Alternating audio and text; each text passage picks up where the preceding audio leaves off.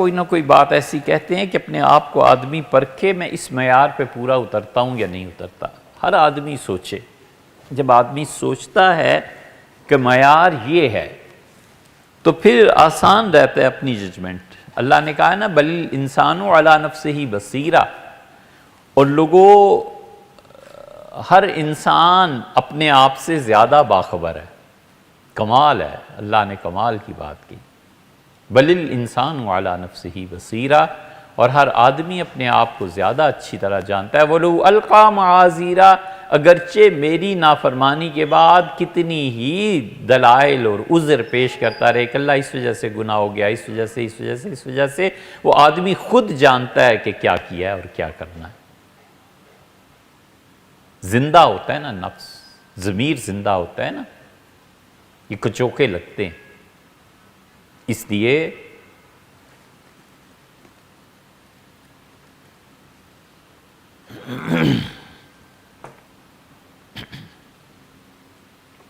انسان خود سوچے.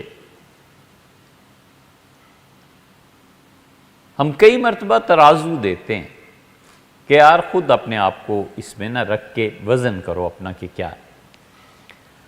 مومن انسان بیکار چیزوں سے خود بخود اس کا دل اکتا جاتا ہے. بس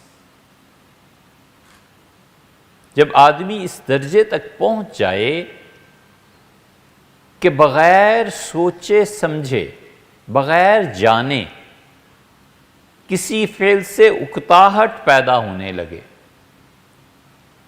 اور پھر بعد میں سمجھ آئے کہ یہ کام میں کیوں کر رہا تھا، فضول کام تھا، اس لیے دل ہی نہیں لگا، یہ اس کے مومن ہونے کی علامت. مومن آدمی اول تو کسی کام میں پڑتا ہی نہیں ایسے میں جس کا کوئی انجام دین دنیا کا فائدہ نہ ہو، اور اگر پڑھ بھی جائے تو زیادہ چل نہیں سکتا. تھوڑے دنوں میں ہی اکتاہٹ پیدا ہو، چند مرتبہ میں ہی اکتاہٹ پیدا ہوتی ہے. کہتا ہے دلیل تو کوئی نہیں مگر جی نہیں لگتا. اس کی دلیل قرآن میں بھی ہے. اللہ تعالیٰ نے حضرت موسیٰ علیہ السلام سے کہا کہ ہمارا ایک بندہ ہے، آپ چلے جائیے، ان کے ساتھ رہیے اور ان سے درخواست کیجئے کہ جو کچھ میں نے انہیں علم دیا ہے وہ آپ کو بھی بتائیں. حضرت موسیٰ علیہ السلام چلے گئے. صحیح بخاری میں 15-20 جگہ تو شاید یہ روایت آئی ہوگی، کتنی مرتبہ بہت آئی ہے. تو جا کے دیکھا، جو جگہ بتائی گئی تھی وہاں پہ ایک آدمی لیٹا ہوا ہے اور پاؤں کے نیچے بھی چادر ہے اور اوپر سے اوڑھ کے سر کے نیچے بھی چادر ہے. تو انہوں نے سلام کیا تو انہوں نے چادر ہٹائی چہرے سے اور کہا انا بِأَرْضِكَ السلام، یہاں کون آ گیا ہے سلام کرنے والا؟ مطلب کافروں کا ملک ہے، یہاں کہاں سے سلام کا قصہ؟ ان کا کون ہو؟ ان کا موسیٰ، ان کا موسیٰ ابن عمران. ان کا ہاں موسیٰ بن عمران. ان کا اچھا بنی اسرائیل والے بنی اسرائیل، آپ کیسے تشریف لائے؟ وہ اللہ تعالیٰ نے ایسے کہا. انہوں نے کہا میں آپ کو پہلے ہی بتا دیتا ہوں، میرے ساتھ نہیں چل سکتے.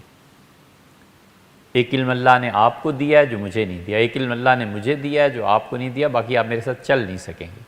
لمبا قصہ ہے، قرآن میں آیا 15ویں پارے کے آخر پہ اور 16ویں پارے کے شروع میں. بے شمار اس کے فوائد ہیں، استنباط ہے. آدمی سوچے اس پہ تو کتنی زندگی کی راہیں کھلتی ہیں. ان میں سے ایک یہ کہ اتنا طویل سفر کیا. ایک جگہ پہنچ کے انہوں نے اللہ تعالیٰ سے پوچھا، موسیٰ علیہ السلام نے، کہ اللہ وہ اس آدمی کے ملنے کی نشانی کیا ہے؟ تو اللہ تعالیٰ نے فرمایا ایک مچھلی تل کے اپنے ساتھ رکھ لو، کھانے کے لیے، ناشتے کے لیے، اور جہاں یہ مچھلی زندہ ہو کر پانی میں کود جائے سمجھ لینا کہ یہاں تم نے پہنچنا ہے، وہاں وہ آدمی ہوگا. چل پڑے، نوکر بھی ساتھ تھا، اور اس جگہ پر پہنچے اور اس سے گزر گئے. اور ابھی تھوڑا سا آگے چلے تھے تو انہوں نے کہا لَقَدْ لَقِينَا مِن سَفَرِنَا هَذَا نَصَبًا، یہ جو سفر ہوا ہے نا اس نے بہت تھکا دیا ہے. جو مقرر حد تھی جہاں اس آدمی نے ہونا تھا وہاں سے آگے چلے. اتنے طویل سفر میں نہیں اکتائے اور تھوڑا سا آگے گئے اور اکتا گئے. مومن آدمی جب اپنی زندگی کے مقاصد سے ہٹتا ہے تو غفلت میں زیادہ وقت نہیں گزار سکتا، تھوڑا سا چل کے ہی تھک جاتا ہے۔ تو انہوں نے کہا کہ میں تھک گیا ہوں۔ ان کا حضرت وہ بات تو مجھے یاد نہیں رہی کہ وہ فلاں جگہ جو رکے تھے نا اس سے پہلے، وہاں پہ یہ ناشتہ دان کھلا تھا اور مچھلی جو تل کے رکھی تھی وہ جب کر کے سمندر میں چلی گئی۔ تو حضرت موسیٰ علیہ السلام نے فرمایا سمندر میں چلی گئی، وہاں مجھے بتانا تھا، وہی تو جگہ تھی جہاں پہنچنا تھا۔ فارتدا علی آثارہما، وہ دونوں گئے قدموں کے نشانات دیکھتے ہوئے۔ ایک تفسیر یہ بھی کی گئی ہے کہ وہ پلٹے۔ تو آدمی مومن ہو اور وہ اپنی مقاصد زندگی سے ہٹ جائے اور پھر غفلت میں جا کر ہوش آ جائے کہ نہیں یہ میں نہیں چل سکتا، میں یہ کام زیادہ دیر تک نہیں کر سکتا، یہ اس بات کی نشانی ہے کہ اس میں ایمان ہے اور ایمان کے اثرات نے اس کے دل کو قابو میں لے لیا۔